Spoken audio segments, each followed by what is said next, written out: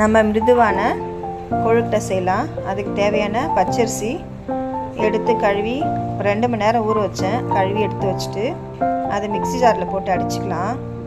அடித்த மாவை எடுத்து இட்லி பாத்திரத்தில் போட்டு ஆவியில் வச்சுருவோம்.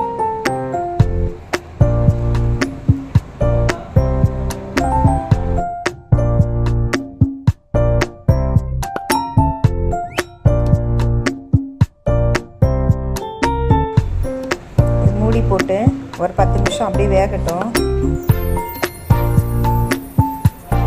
அதுக்கப்புறம் வேர்க்கடலையை நம்ம வறுத்து எடுத்துக்கலாம். கொழுக்கட்டைக்கு மாவு பிசைறதுக்கு தேவையான அளவுக்கு சுடுதண்ணி ஒரு பாத்திரத்தில் வச்சு காய வச்சுக்கலாம். தேவையான உப்பு அதுக்கு. தண்ணி காஞ்சிட்ருக்கு.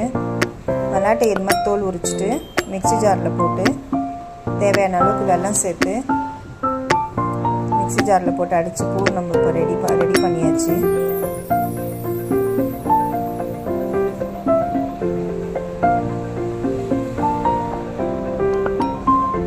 மாவு வெந்துடுச்சு.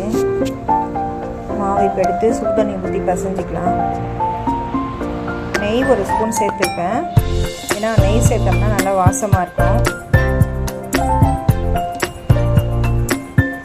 இது கொழுக்கட்டை செய்கிறதுக்கு மாவு பச்சரிசியாக இருந்தால் நல்லாயிருக்கும்.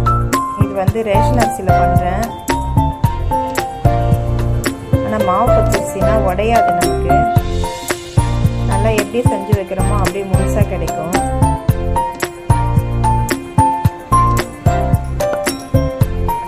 அழகாக சின்ன சின்னதாக ஒரு மாவு எடுத்து பசஞ்சு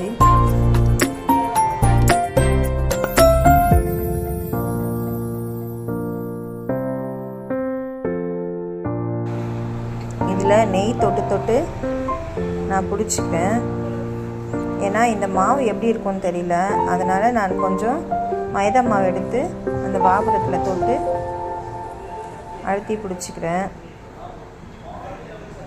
ஏன்னா இந்த அரிசி புதுசு எனக்கு. மாவு பச்சரிசினா உடையாது. இந்த அரிசி எப்படி இருக்கும்னு தெரியல. அதனால் கொஞ்சம் மைதா மாவு தொட்டு பிடிச்சிட்டோம்னா அது உடையாமல் இருக்கும் அந்த வாபுரம் மாவில் வைக்கிறப்போ. ஏன்னா இந்த அரிசி மாவு பசையே இல்லை. அதனால் இந்த மாவு தொட்டு பிடிச்சிக்கலாம்.